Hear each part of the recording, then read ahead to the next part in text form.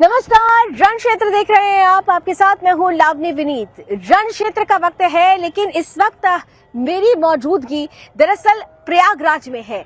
वो प्रयागराज जो इस वक्त महाकुंभ के महाअनुष्ठान से गुजर रहा है, जहां पर श्रद्धालुओं का जन सैलाब उमड़ता ही जा रहा है, जहां पर साधु संतों का समागम है, जहां पर धार्मिक महत्व के साथ साथ सामाजिक समरसता और राजनीतिक विचार पटल पर बहुत सारे ऐसे प्रश्न भी उठ रहे हैं जिनका जवाब ढूंढने की जरूरत आन पड़ी है। और इसीलिए आज जब मैं महाकुंभ क्षेत्र में घूम रही थी तो बहुत सारे साधु संतों से बात करते हुए यह एहसास हुआ कि अब ये वक्त आ चुका है जब देश को यानी हमारे हिंदुस्तान को आधिकारिक रूप से हिंदू राष्ट्र घोषित कर दिया जाए।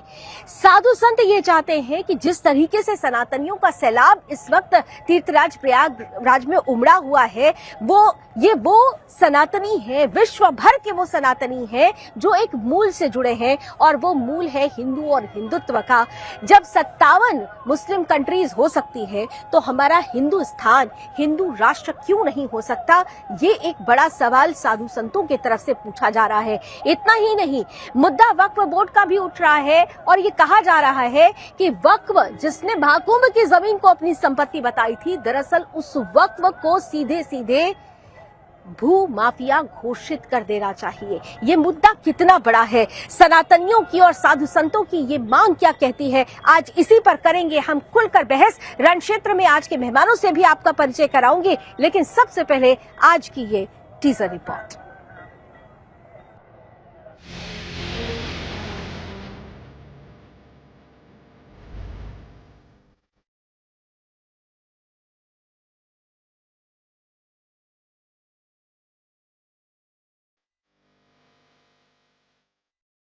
महाकुंभ जो भारतीय संस्कृति और धार्मिक आस्था का सबसे बड़ा आयोजन है, इस बार न केवल आस्था और अध्यात्म का केंद्र बना, बल्कि राजनीतिक और सामाजिक मुद्दों के लिए भी चर्चा का प्रमुख मंच रहा। इस बार महाकुंभ में हिंदू राष्ट्र की मांग और वक्फ संपत्तियों के दुरुपयोग का मुद्दा जोर शोर से उठाया गया। कुंभ के मेले में जिस तरीके से अखाड़ा परिषद, नागा सन्यासियों ने और स्वामी बाबाओं ने मुसलमानों के प्रवेश पर प्रतिबंध लगाया, उस पस मंजर में अगर देखें तो खुद प्रयागराज के जो मुसलमान हैं उनमें से एक सरताज नाम के हैं, उन्होंने इस बात की जानकारी दी और कहा, एलानिया तौर पर इस बात को कहा कि जो ज़मीन है, जिस ज़मीन पर, ज़मीन के बहुत सारे हिस्से पर जो शामियाने तंबू वगैरह लगाए गए हैं, इंतजाम किए गए हैं, मेला लग रहा है,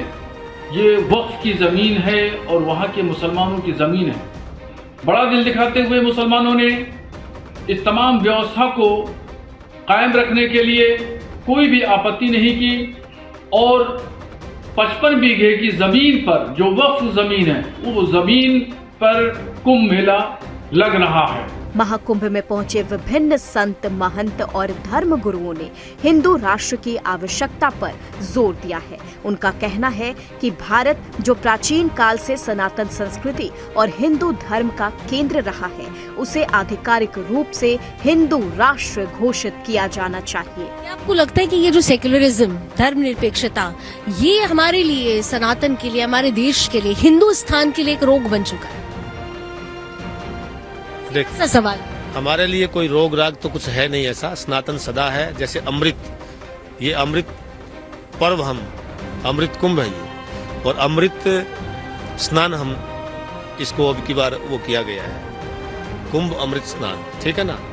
तो अमृत जो मरता नहीं है कभी, अमृत जो कभी मरता नहीं, और सनातन का समानार्थी एक शब्द है ना। तो यहाँ तो आकर के लोगों के रोग, शोक, भय और तापों से मुक्ति मिलती है ना। यहाँ की दिव्य ऊर्जा को जो भावना के साथ में आता है, उसको वो सब चीज़ें उपलब्ध होती हैं जो आध्यात्मिक रूप से पुराणों में जिन फलों की प्राप्ति बताई गई है, वो सब यहाँ होती है। और माघ मास भी पड़ रहा है और ऊपर से ये कुंभ का पर्व है, तो ये सब के सब संयोग बहुत बेहतरीन, बहुत अच्छे हैं। और हमें अपनी संस्कृति पर उसी तरीके से गर्व है जैसे अपने ये धर्म ध्वजाएं जो फहराई जाती है ना, कोई आज से नहीं। क्या मुगलों ने, मुसलमानों ने इनको रोकने के लिए कोई कोशिश नहीं की है? अपना पूरा जोर लगाया है। जो अकबर का किले विले जो ये सब बने हुए हैं, क्या यहाँ प्रसाद बांटने के लिए बनाए थे उन्होंने?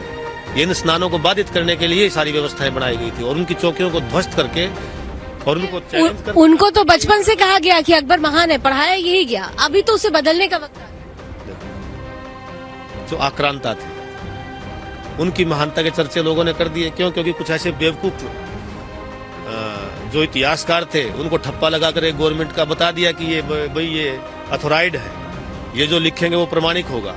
भारत का मूल स्वरूप सनातन है। यदि इस देश को बाहरी ताकतों और विधर्मियों के प्रभाव से बचाना है तो इसे हिंदू राष्ट्र घोषित करना अति आवश्यक है। ये मुद्दा न केवल संत समाज के बीच बल्कि लाखों श्रद्धालुओं के बीच भी चर्चा का विषय है।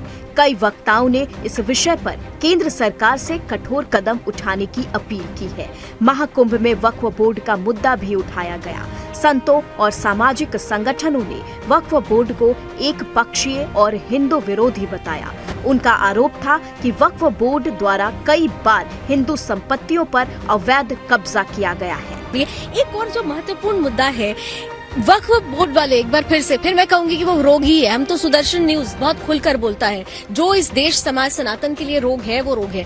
अब वो कहते हैं कि ये तो वक्फ की जमीन है, सदियों से चली आ रही परंपरा तीर्थराज प्रयाग में और इस धरती पर, उनका कहना है कि ये तो वक्फ की जमीन है। हाँ, वो लोग उससे वो सऊदी अरब से उठा के लाए थे ना जमीन को। अगर वो इतने पीछे जाएंगे तो उससे पीछे कौन था? तो ये सब विषय अल्प बुद्धि ही है ये, कि कहीं पर भी कह देंगे कि यहाँ ऐसा खुद ही अपनी फजियत करवा रहे हैं। क्या करें? उनकी खुद की बुद्धि का पता लग रहा है कि वो कहाँ किस लेवल पे बात कर रहे हैं। और ये उस समय की जो गवर्नमेंट थी, जिन्होंने इसको वक्फ बोर्ड को इन सबको वैध ठहराया और वैसे नियम कानून बनाए, वो भी उसमें समान रूप से उतने जिम्मेदार हैं। क्योंकि यहाँ पर एक तरफ तो सेकुलर चिल्लाएंगे, दूसरी तरफ से किसी विशेष धर्म के लिए एक अलग तरीके की, विशेष संप्रदाय के लिए अलग ढंग से व्यवस्था बना देंगे। तो उस समय की जो चूक है वो आज सिरदर्द है, लेकिन हमारे लिए कोई सिरदर्द नहीं है। यहाँ गंगा यमुना सरस्वती ये सब सदियों से युगों से इस धरती के ऊपर बह रही है ना। हिमालय से लेकर हिंद महासागर तक और उधर प्रशांत महासागर तक सब भारत की भूमि है ना। तो यहाँ कोई ऐसा नहीं है कि मुगल यहाँ वहाँ से जमीन उठा के लाए थे, बल्कि यहाँ तो लूटने के लिए आए थे। भूखे नंगे लोग थे, आ गए वहां से कबीले, कच्चा मांस खाने वाले और बुरे हाल थे इनके। और यहाँ आकर के वो पैशाचिक धर्म ला करके उसको जो भी है बहुत जो इनके अत्याचार देखोगे, वो जो है उस समय जो इन्होंने किए हैं कार्य, वो कृत्य, तो अगर उसको गहराई से विश्लेषण करेंगे तो क्या लगेगा कि कैसे लोग थे ये लोग, है ना। जिन इतना अत्याचार सहने के बावजूद भी अगर हम इनके प्रति और क्या बोले मतलब, और बाकी सब ठीक है। आज तो अब ज्यादा क्या बोले इसके ऊपर हमारा। वहीं विपक्ष ने इन मुद्दों को ध्रुवीकरण का प्रयास करार दिया। कई विपक्षी नेताओं ने कहा कि महाकुंभ जैसे धार्मिक आयोजनों का उपयोग राजनीतिक एजेंडे चलाने के लिए नहीं किया जाना चाहिए।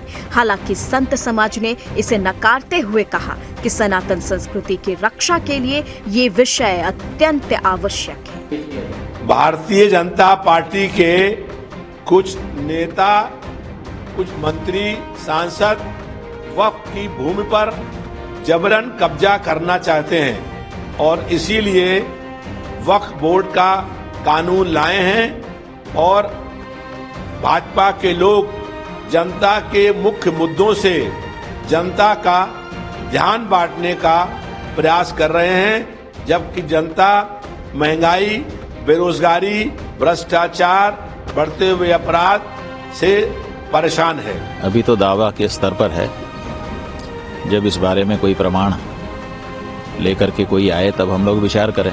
महाकुंभ 2025 में हिंदू राष्ट्र और वक्फ बोर्ड के मुद्दे ने एक बार फिर ये साबित कर दिया कि ये आयोजन केवल धार्मिक नहीं बल्कि सामाजिक और राजनीतिक विमर्श का भी केंद्र है। आने वाले समय में इन मुद्दों का राजनीतिक परिदृश्य पर गहरा प्रभाव पड़ सकता है। Bureau report, Sudarshan news.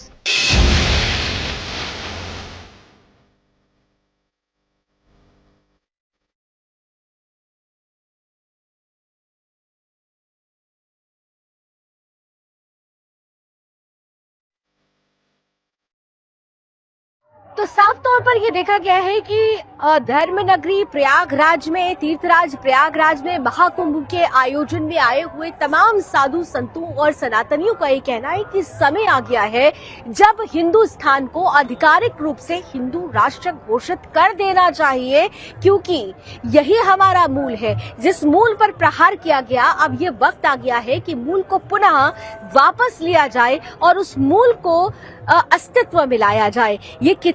ये मांग और इस मांग से उठी हुई परिस्थिति क्या कहती है, आइए चलिए शुरू करते हैं रण क्षेत्र की आज की चर्चा। हमारे साथ जो खास अतिथि जुड़े हुए हैं, स्वागत करती हूँ आज के गेस्ट पैनलिस्ट का। बीजेपी से हमारे साथ अविरल मलिक जी हैं, साथ ही साथ समाजवादी पार्टी का पक्ष रखने के लिए हमारे साथ राकेश प्रजापति जी हैं, अमित तिवारी कांग्रेस का पक्ष रखेंगे, हमारे साथ मुस्लिम स्कॉलर फरहत अली खान साहब हैं और हिंदू धर्मगुरु आचार्य प्रमोद मिश्रा जी भी हमारे साथ हैं। आप सभी का बहुत बहुत स्वागत है। और मैं तीर्थराज प्रयागराज में हूँ और यहाँ से सीधे रण क्षेत्र लेकर आई हूँ। मैं सबसे पहले राकेश प्रजापति जी आपके पास आ रही हूँ। महाकुंभ को लेकर वैसे तो आपकी पार्टी ने बहुत सारी बातें ऐसे कही, अखिलेश यादव ने बहुत सारी ऐसी बातें कही जो चर्चा का विषय बन गई है, लेकिन सबसे बड़ी चर्चा हिंदू राष्ट्र को लेकर हो रही है। जो मांग संतों ने की है कि समय आ गया हिंदुस्तान को हिंदू राष्ट्र घोषित कर देना चाहिए, आपकी पार्टी का क्या स्टैंड है इस पर? नहीं, क्या ये हिंदू राष्ट्र वाले जो लोग हैं, इस देश में 22 करोड़ मुस्लिम भी लोग रहते हैं, करोड़ों की संख्या में सिख लोग भी रहते हैं, करोड़ों की संख्या में अयूदी भी रहते हैं, करोड़ों की संख्या में पारसी भी लोग रहते हैं, करोड़ों की संख्या में बुद्धिस्ट लोग रहते हैं, करोड़ों की संख्या में कबीरपंथी लोग रहते हैं। ये देश भारत के संविधान से चलता है और भारत के संविधान में कहीं भी किसी हिंदू राष्ट्र की कल्पना नहीं है। जिस तरीके से भारत का प्रियम्बल कहता है कि जाति, धर्म और मजहब के आधार पर किसी भी तरीके का भेद इस देश के अंदर नहीं हो सकता। मैं तो सीधा सा कहता हूं, जो लोग भारत को हिंदू राष्ट्र घोषित करने की बात करते हैं, वो इस देश के टुकड़े करने की बात करते हैं। ऐसे लोगों के खिलाफ कार्रवाई होनी चाहिए, क्योंकि भारत क्या एक माता पिता के 4 संतानें हैं। नहीं, राकेश प्रजापति जी, जब यहाँ पर पाकिस्तान जिंदाबाद के नारे लगते हैं, तब उस वक्त क्या भारत के टुकड़े नहीं होते? जब यहाँ पर सर तन से जुदा है करने की बात हो जाती है, तब क्या भारत के टुकड़े नहीं होते हैं? और आप ये कह रहे हैं, नहीं, मेरी बात प्रश्न पूरा सुनिए प्रजापति जी। आपने ये कहा कि यहाँ ये रहते हैं, लेकिन सबका मूल तो एक ही है ना, सबका मूल तो सनातन ही है ना। और मुख्यमंत्री योगी आदित्यनाथ और कह चुके हैं कि सनातनी एकता मतलब राष्ट्रीय एकता, और राष्ट्रीय एकता, सनातनी एकता मतलब हिंदू राष्ट्र से जुड़ा हुआ मुद्दा। नहीं, एक मिनट, आपने कई बातों को उलझा देते हैं, ठीक है ना? उलझाने का काम नहीं करिए। मैं सीधा सा ये कहना चाहता हूँ, एक पिता के 4 संतानें हैं, क्या चारों संतानों को हिस्सा नहीं देंगे?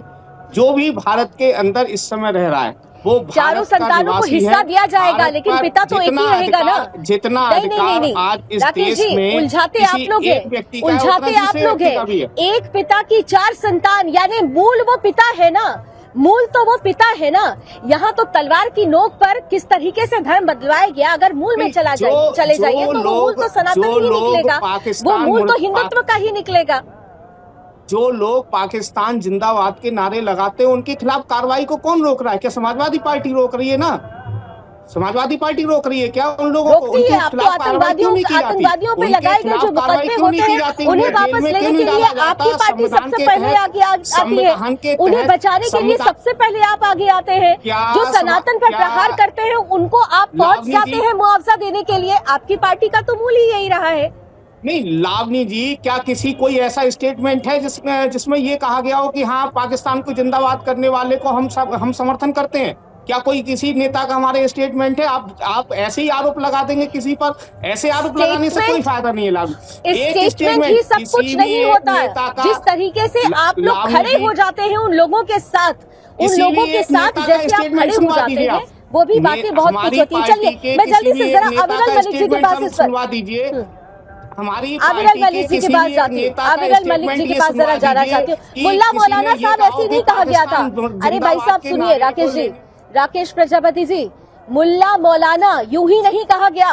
मुलायम सिंह यादव जी को मुल्ला मौलाना यूं ही नहीं कहा गया है, इस बात को भी जरा ध्यान में रखिएगा। आबिर मलिक जी के पास जरा जाना चाहती हूँ। आबिर जी, प्रजापति जी ने कहा कि बहुत सारी चीजें उलझा दी गई, यहाँ उलझन तो है ही नहीं, यहाँ तो सीधी सीधी बातें हैं भाई। 57 मुल्क अगर उनके लिए है तो एक हिंदू राष्ट्र सनातनियों के लिए क्यों नहीं होना चाहिए?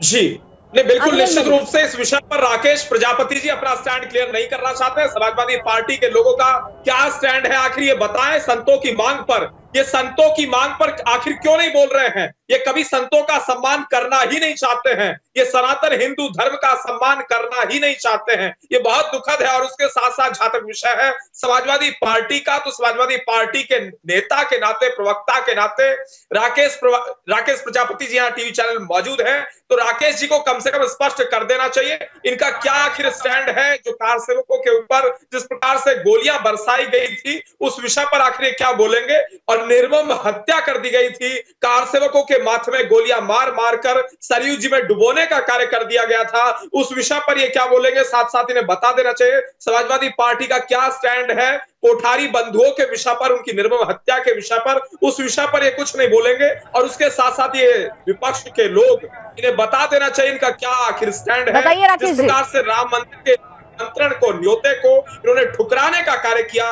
उस विषय पर इनका क्या स्टैंड रहेगा? इस विषय पर ये कुछ नहीं बोलना चाहते हैं और ये गोल गोल बात कर रहे हैं। ये स्पष्ट तौर पर बताना ठीक चाहिए। है राकेश प्रजापति जी, काउंटर आंसर। आतंकवादियों के विषय पर, रोहिंग्या मुसलमानों के विषय पर, क्योंकि दिल्ली विधानसभा चुनाव है आप तो जानते होंगे, और दिल्ली विधानसभा चुनाव में किस प्रकार से एक बड़ा मुद्दा है उस विषय पर आपको बोलना चाहिए, रोहिंग्या मुसलमानों के मुद्दे पर, लेकिन आप नहीं बोलना चाहते हैं। कम से कम वोट बैंक की राजनीति मत करिए, वोट बैंक पॉलिटिक्स मत करिए, मुद्दों के आधार पर आप बोलिए, जनता की। Rakesh Prajapati ji, counter answer. केवल वोट बैंक की राजनीति के लिए हिंदू राष्ट्र को आप अगर नजरअंदाज करेंगे तो निश्चित रूप से ये सनातनियों का अपमान ही कहा जाएगा। Rakesh Prajapati ji, counter answer. ये जितने भी आरएसएस और भारतीय जनता पार्टी के लोग हैं, ये अपनी बहन बेटियों को तो मुसलमान में देते हैं। रामलाल जी का दामाद कौन है? मुख्तार अब्बास नकवी किसके दामाद हैं? शहनवाज हुसैन किसके नवाज हैं? और धीरेन्द्र शास्त्री का बहनोई कौन है? ये हम आम जनता में नफरत फैलाने का काम करते हैं और अपनी बहन बेटियों को मुसलमानों को देने का काम करते हैं।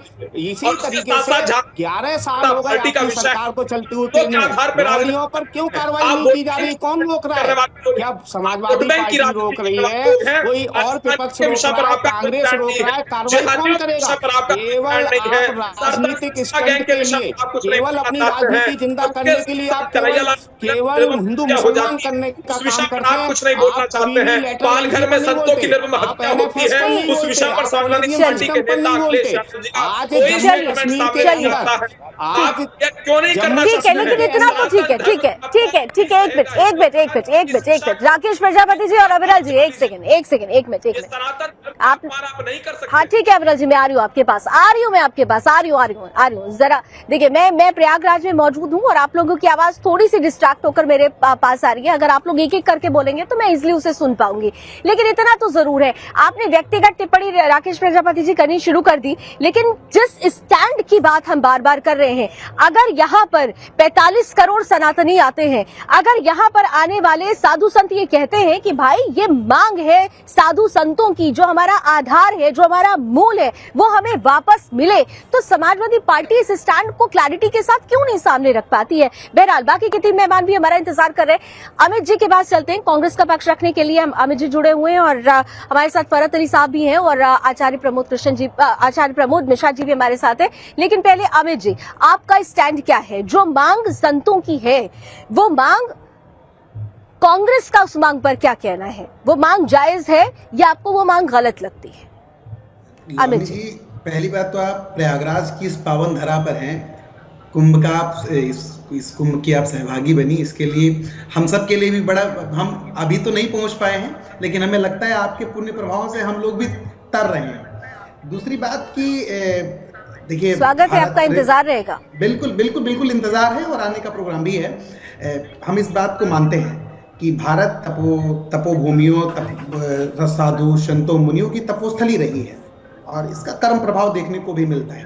देखिए, साधु संत संत महात्मा इन सबका अपना अपना विचार है, अपना अपना मत है, उसका सम्मान होना चाहिए, उसमें कोई आपत्ति नहीं। लेकिन एज ए पॉलिटिकल दृष्टिकोण, चूंकि हम साधु संतों के विषय में कोई राजनीति नहीं देखना चाहते, हम जानते हैं कि उनकी पराकाष्ठा राजनीति से कहीं ज्यादा बड़ी है और देश वसुधैव कुटुंबकम की नीयत रखने वाले जो साधु संत हैं, उनकी जो भावनाएं भी है वो राजनीति से कहीं इतर हैं। लेकिन जब राजनीतिक हम लोग हैं तब राजनीतिक बयानबाजियां भी होती हैं, दांव पेच भी होते हैं। तो उन्हीं के क्रम में जो भारतीय जनता पार्टी के बहुत से मुद्दे रहते हैं जिन पे वो दूसरी पार्टियों से अपने मुद्दों को स्पष्ट करने के लिए कहते हैं, तो उन्हें अमित जी ये आप नहीं, एक सेकंड, मैं आपकी पूरी बात, मैं आपको पूरा समय दूंगी। मैं जो कहना चाह रही हूँ, अब सुनिए, भारतीय जनता पार्टी की आप जो बात कर रहे हैं, आप उनसे प्रश्न पूछिएगा। मेरा सीधा प्रश्न है, मैं बिल्कुल सीधा प्रश्न पूछ रही हूँ कि क्या हिंदुस्तान को हिंदू राष्ट्र घोषित नहीं करना चाहिए? नहीं, मैं बताता हूँ, करना चाहिए या नहीं करना चाहिए? पहले ये स्टैंड क्लियर होना चाहिए। लावनी जी, साधु संतों, जब आप प्रयागराज के कुंभ में गई हैं तो साधु संतों की सबसे पहली मांग जो सबसे बड़े पटल पर लिखी है कि गौ हत्या बंद हो। आपने देखा ना, हजारों बार लिखा है, अभी भी मिली होंगी, बहुत से लोगों की मांग है।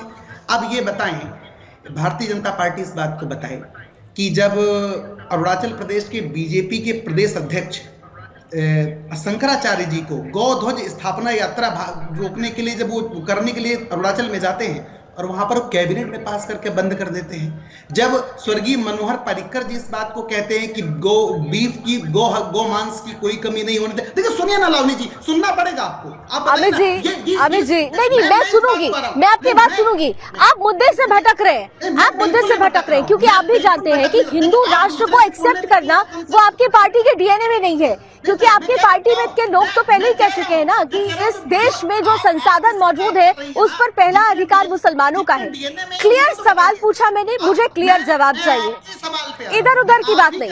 हिंदू राष्ट्र हो या ना हो, मैं आप ही के सवाल पे आ रहा हूँ कि सनातन और हिंदू राष्ट्र का एक अहम हिस्सा गोवध को रोकना है।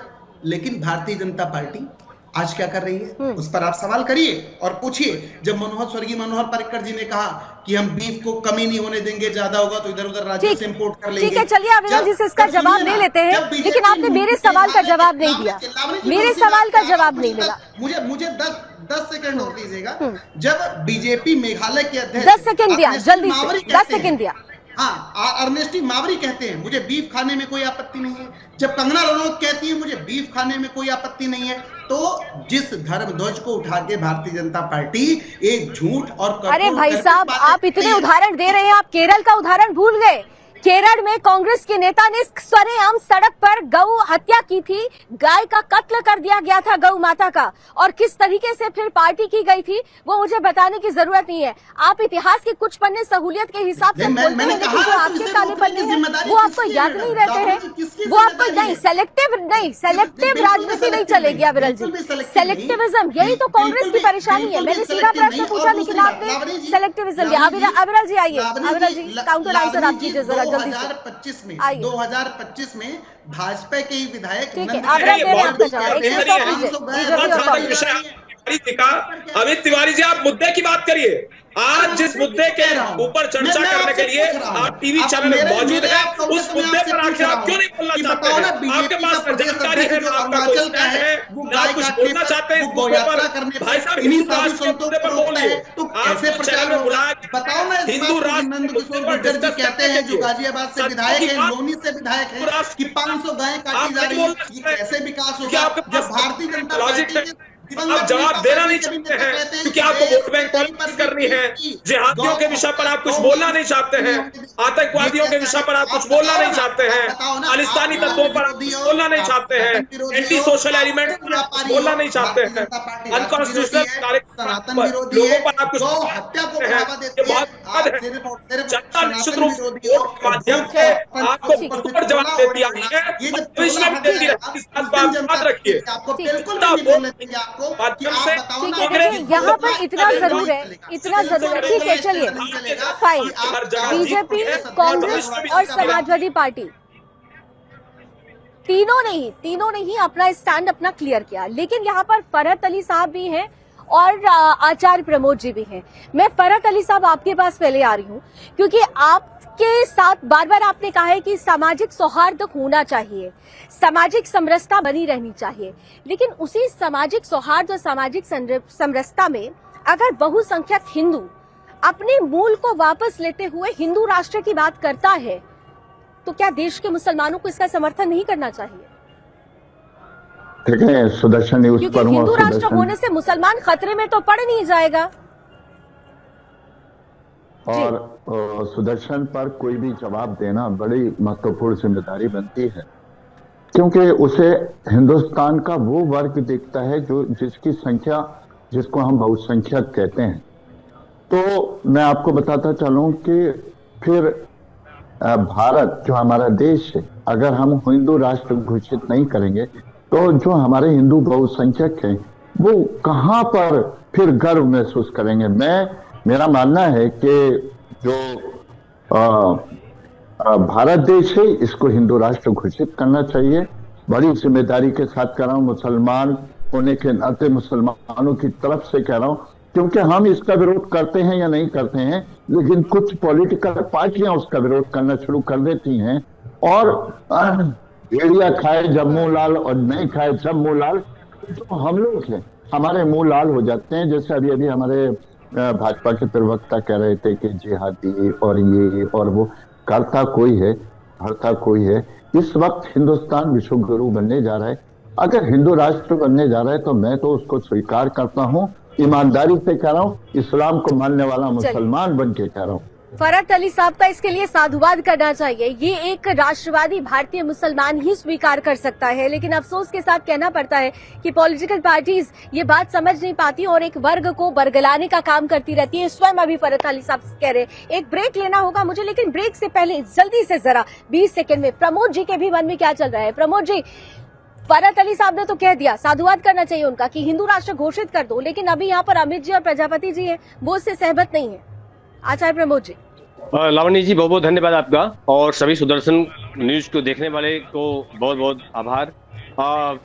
राहा साहब से मेरी मुलाकात पहले भी हुई थी, अभी मुश्किल से एक दो घंटा पहले भी बातचीत हुई थी, और इनका जो विचार है, विचार बड़ा सुंदर लगता है। और मुझे लगता है कि भारत का हर एक मुसलमान अगर इस विचारधारा पर आ जाए, इस विचारधारा को स्वीकार करे, तो भारत हिंदू राष्ट्र था, है, आगे होगा, ये निश्चित है। क्योंकि ऐसे हमारे भाइयों की जरूरत है, हमें ऐसे भाइयों को गले लगाने की जरूरत है और हम लगाते भी हैं। ये तो जिस तरह से बात करते हैं, बड़ी जरूरत है बात करते और हैं, पॉलिटिकल पार्टीज को भी अब इस बात को समझना होगा। आचार्य जी माफी चाहती हूँ, मैं आपको बीच में रोक रही हूँ, एक छोटा सा ब्रेक ले लेती हूँ। ब्रेक छोटा सा लेना है, बहुत जरूरी है, लेकिन मुद्दा बड़ा है। ब्रेक छोटा है, मुद्दा बड़ा है, इसलिए रण क्षेत्र के तमाम दर्शकों से मैं कहूंगी कि मुद्दे पर बने रहिए। ये हमारे और आपके अस्तित्व से जुड़ा हुआ मुद्दा है। मुद्दा बड़ा हो चुका है क्योंकि सनातनियों का केंद्र हृदय इस वक्त तीर्थराज प्रयाग बना हुआ है और यहाँ जो तमाम सनातनी पहुंच रहे हैं, साधु संत पहुंचे हुए हैं, बड़े बड़े संतों का ये मानना है कि इस वक्त जो आवश्यकता है वो सबसे पहले हिंदू राष्ट्र की है। मांग जोर पकड़ती जा रही है, आधिकारिक रूप से हिंदुस्तान को हिंदू राष्ट्र घोषित कर देना चाहिए। राकेश प्रजापति जी, आपने सुना ब्रेक से पहले फरहत अली साहब कह रहे हैं कि भाई बिल्कुल बहुसंख्यकों की जो मांग है उनका सम्मान तो करना ही चाहिए, फिर पॉलिटिकल पार्टीज ये बात क्यों नहीं समझ पा रही है? इस देश में हजारों लोग बीफ खाते हैं, हजारों लोग बीफ नहीं खाते हैं। इस देश में हजारों लोग, करोड़ों लोग शराब को पसंद करते हैं, शराब को पसंद कुछ लोग नहीं करते हैं। ऐसे ना जाने कितने मुद्दे हैं। ये व्यक्ति की अपनी इंडिविजुअल राय हो सकती है, व्यक्तिगत राय हो सकती है, इससे कोई अरे अब्रल जी, आप जो है बीफ की दलाली खाने वाले लोग हो। आपका ही विधायक कह रहा है, मैं नहीं कह रहा हूँ, ये आपका ही विधायक नंद किशोर गुर्जर कह रहा है कि पर डे 50,000 गाय काटी जा रही है। राकेश प्रजापति जी, 50,000 गाय पर डे काटी जा रही है, महीने में 15 राकेश प्रजापति जी, और उन्होंने नंद किशोर गुर्जर ने जो आरोप, आप बार बार एक ही बात कह रहे नहीं, आप एक सेकंड एक सेकंड सुनिए प्रजापति जी, मुझे ये समझ में नहीं आ रहा है, अगर देश हिंदू राष्ट्र घोषित हो जाएगा तो फिर इससे दिक्कत क्या है? मैं सिर्फ इतना जानना चाहती हूँ आपसे कि दिक्कत क्या है? जब इस देश के भारतीय मुसलमान को दिक्कत नहीं है तो समाजवादी पार्टी को दिक्कत क्यों है? लावनी जी, ये हिंदू राष्ट्र घोषित हो जाएगा तो गंगा साफ हो जाएंगी। मैं एक डाटा दे रहा हूं आपको, एनजीटी का आदेश है अभी 6/11/2024 का। इसमें बताया गया है कि अकेले प्रयागराज के अंदर 128 MLD यानी 12,080 करोड़ मलमूत्र वहां पर गिर रहा है। और सेंट्रल पॉल्यूशन सेंटर कहाँ से लेकर आते हैं आप लोग ये रिपोर्ट? कहाँ से लेकर आते हैं? आइए जरा यहाँ पर आ जाइए, मैं आपको आमंत्रण दे रही हूँ, आइए जरा देखिए यहाँ पर। ये पिछले 10 सालों से गंगा साफ कर रहे थे कि गंगा साफ नहीं। देखिए, संतों का सम्मान नहीं करते हैं, सनातनियों का सम्मान नहीं करते हैं, हिंदुओं का सम्मान नहीं करते हैं, राष्ट्र का सम्मान नहीं करते हैं, माँ भारती का सम्मान नहीं करते हैं, और उसके साथ साथ माँ भारती की, सनातन धर्म की किस प्रकार से अवहेलना करते हैं, अपमान करते हैं, वो जनता निश्चित रूप से सुदर्शन न्यूज टेलीविजन के माध्यम से निश्चित रूप से देख रही है। और जहां तक विषय है समाजवादी पार्टी के नेता प्रजापति जी किस प्रकार से शराब के साथ तुलना कर रहे हैं इस देश की, हिंदू राष्ट्र की, तो ये बहुत दुखद है, निंदनीय है। मैं कड़े शब्दों में इसकी निंदा करता हूं। और सुदर्शन न्यूज टेलीविजन के करोड़ों दर्शक नहीं, मुझे याद आता है राकेश प्रजापति जी की ही पार्टी, समाजवादी पार्टी की ही नेता है, और उन्होंने मंच से सार्वजनिक रूप से कहा था कि हमारी आबादी बढ़ रही है और आबादी बढ़ेगी तो देखो क्या होगा।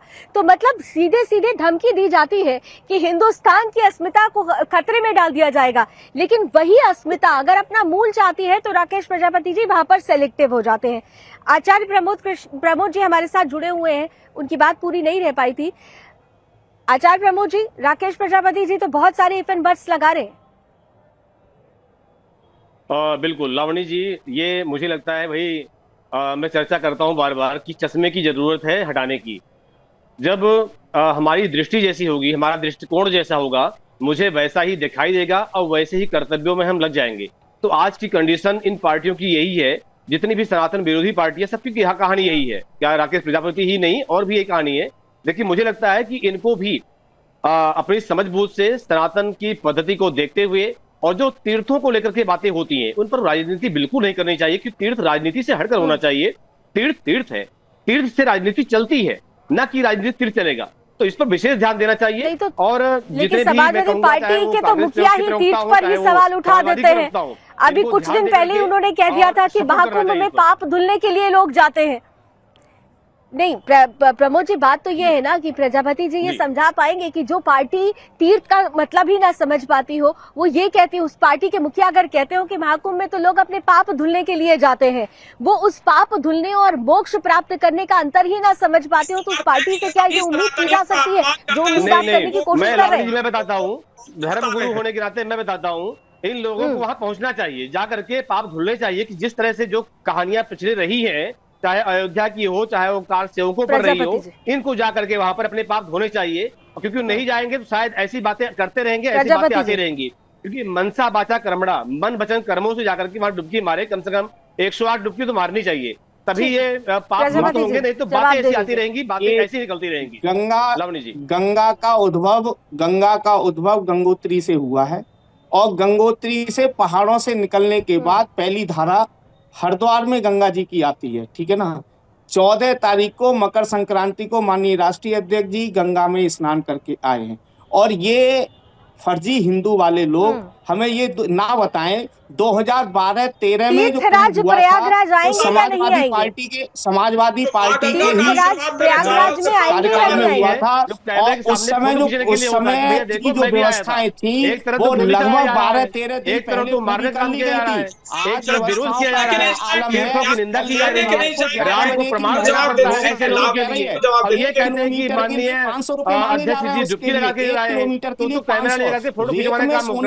मजबूर है स्नान थोड़ी कर रहा है वहाँ पर। ये तो साथ साथ मतलब धर्म का विरोध कर रहे हैं, गंगा का विरोध करते हैं।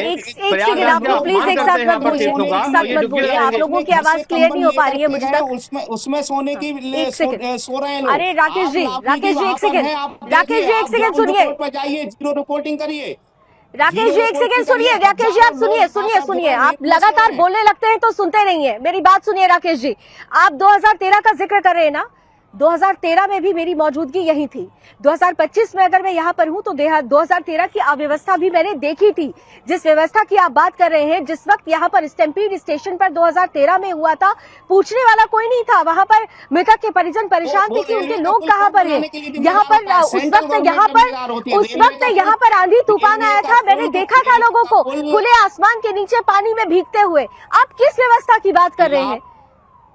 मुद्दा कुछ होता है, मुद्दे की बात कुछ और आप करने लगते हैं। मैंने सीधा प्रश्न पूछा, अखिलेश यादव प्रयागराज कब पहुंच रहे हैं? मैंने आपसे बस इतना पूछा था। अखिलेश यादव जी प्रयागराज कब पहुंच रहे हैं, इसका कोई तो डाटा क्लियर होगा ना। जब गंगा माँ बुलाएंगी वो पहुंचेंगे, जब गंगा माँ बुलाएंगी तब पहुंचेंगे। और गंगा माँ में वो स्नान कर चुके हैं 14 तारीख को। गंगा माँ आमंत्रण नहीं देती, गंगा अपनी माँ अपने बेटे को आमंत्रण नहीं देती, बेटा स्वयं पहुंचता है अपनी माँ से मिलने के लिए। माँ आमंत्रण नहीं देती प्रजापति जी, माँ कभी आमंत्रण नहीं देती। माँ के पास बेटा खुद पहुंचता है मिलने के लिए। ये बेटे के अंदर का प्रेम होना चाहिए। आइए अमित जी, आप आइए। अमित जी चलिए, ठीक है। अमित जी आइए। घर निमंत्रण। अमित तिवारी जी, ठीक है प्रजापति जी, आ रही हूँ मैं आपके पास, प्लीज। अमित तिवारी जी, अमित जी। देखिए, हम सभी जानते हैं कि ये महाकुंभ का जो पर्व है, ये बहुत ही देश में सुख शांति और समृद्धि और हमारा सांस्कृतिक मंच और धार्मिक पूरा आयोजन रहता है। ठीक है, हम इसको साधुवाद करते हैं, उनको नमन करते हैं। लेकिन हम इस बात को पूछना चाहते हैं कि जो लोग तथाकथित रूप से भारतीय जनता पार्टी, जैसे आपने हमसे तो स्टैंड पूछ लिया, आप एक बार भारतीय जनता पार्टी के प्रवक्ता से पूछिए कि भारतीय जनता पार्टी का हिंदू राष्ट्र के प्रति क्या स्टैंड है। अगर मैं बहुत ही सार्थक परिगर्भित चर्चा की तरफ बढ़ूं, क्या स्टैंड है, बस एक लाइन में वो क्लियर कर दे।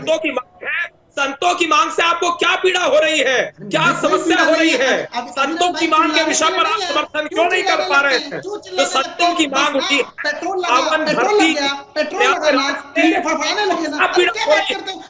संत विरोधी लोग, आप गौ हत्या के पक्षधर हो, आप गौ विरोधी हो, आप गौमाता विरोधी हो। मैं आपके बीच में टोका टाकी नहीं किया मैंने। आपको चाहिए जवाब दो, ना दे पाओ तो ना दो। मैं आपसे पूछता हूँ, आपका बीजेपी का प्रदेश अध्यक्ष गाय खाता है? एक बात मुझे बता दीजिए, एक बात मुझे बता दीजिए बस इतना। आपने अमित जी अभी कहा कि भारतीय जनता पार्टी का क्या स्टैंड है। भारतीय जनता पार्टी के स्टैंड क्या होता है, क्या नहीं होता, विरल जी बताएंगे। संतों की एक मांग है, क्या कांग्रेस पार्टी इस मांग के साथ खड़ी है? लावनी जी में क्या कांग्रेस पार्टी इस मांग के साथ खड़ी है या नहीं खड़ी है? संतों की हर परिपाटी के साथ खड़ी है कांग्रेस पार्टी। अब आप समझिए कि संतों की परिपाटी क्या है। यानी हिंदू राष्ट्र, अगर संत ये कहते हैं कि हिंदुस्तान को हिंदू राष्ट्र बना देना चाहिए, तो राहुल गांधी, प्रियंका गांधी और आपकी पूरी पार्टी इससे सहमत है? अरे मैंने क्या कहा लावनी जी, मैंने आपकी बात को सुन लिया, समझ भी लिया, और मैं उसका उत्तर भी दे रहा हूँ कि संतों की हर वो लोक कल्याणी परिकल्पना के साथ पार्टी खड़ी है। ठीक है ना, उसका खड़ी है। लेकिन आपने एक परिकल्पना सिर्फ बताई है, संतों की दूसरी परिकल्पना यह भी है कि गौ हत्या बंद हो। अब बताओ, होता है संतों के साथ। ठीक है, हिंदू राष्ट्र बनेगा तो ये सब, हिंदू राष्ट्र बनते ही ये तमाम जो परिपाटी है, ये जो तमाम चीजें हैं, वो अपने आप ही बंद हो जाएगी। हिंदू राष्ट्र तो पहले बने, भूल तो पहले बने। चलिए ठीक है, all political parties faded down please. मैं फरहत अली जी के साथ 20 सेकंड में देना चाहती हूँ। 1 सेकंड, हाँ आ रही हूँ प्लीज। फरहत अली साहब, आपने बहुत महत्वपूर्ण बात कही थी, लेकिन आप यहाँ देख रहे हैं कि कांग्रेस पार्टी हो या समाजवादी पार्टी हो, वो पॉलिटिकल वेपन के रूप में वोटों की तुष्टीकरण के लिए, वोटों की राजनीति करने के लिए जिस तरीके की परिस्थिति को लाने का प्रयास कर रही है, ऐसे तो फिर हिंदू राष्ट्र कैसे बनेगा? ये बड़ा सवाल है। क्या जो बात फरहत अली मानते हैं वो देश के तमाम मुसलमान उसे स्वीकार कर पाएंगे? वो तो महाकुंभ की जमीन को भी वक्फ की जमीन बता दे रहे, कैसे होगा फिर? देखिए, ऐसा है कि जो भी भारत की जमीन, उस जमीन का एक एक कण, यहाँ के जो हमारे संत थे, ऋषि थे, मुनि थे, और सबसे बड़ी बात भगवान श्री कृष्ण और श्री राम का है, वो हम लोग लाए नहीं थे। हम लोग उस पर दावा पेश करते हैं। लेकिन जो मुसलमान का इस वक्त में युवा या नौजवान कह रहा है आप बड़े नेताओं को बिल्कुल छोड़ दें कि वो क्या कह रहे हैं, टीवी पे क्या कहते हैं। तो मैं एक शेर कह देता हूं कि जमीन पर घर बनाया है मगर जन्नत में रहते हैं। हमारी खुशनसीबी है कि हम भारत में रहते हैं, हम तो इसको जन्नत मानते हैं। अगर ये हिंदू राष्ट्र बनेगा तो भी जन्नत है फरत हमारे अली लिए। हिंदुस्तान को जन्नत मानते हैं, बिल्कुल जन्नत मानते हैं, और हिंदू राष्ट्र बनेगा तब भी जन्नत मांगेंगे। और ये वही कह सकता है जो अंदर से भारतीय होता है, जिसका मूल सनातनी होता है। अब पॉलिटिकल पार्टीज को अपनी स्टैंड को क्लियर करना होगा, क्योंकि महाकुंभ में आए हुए संत समाज ने तो ये आवाज बुलंद कर दी है कि वक्त आ गया है कि हमारे देश को हिंदू राष्ट्र आधिकारिक रूप से घोषित किया जाए। ये बात जो निकली है कितनी दूर तक जाएगी, इस पर नजर बनी रहेगी। फिलहाल आप सभी का बहुत बहुत धन्यवाद हमारे साथ जुड़ने के लिए। रण क्षेत्र में आज बस इतना ही। देश और दुनिया की तमाम खबरों के लिए आप देखते रहिए सुदर्शन न्यूज। जय हिंद।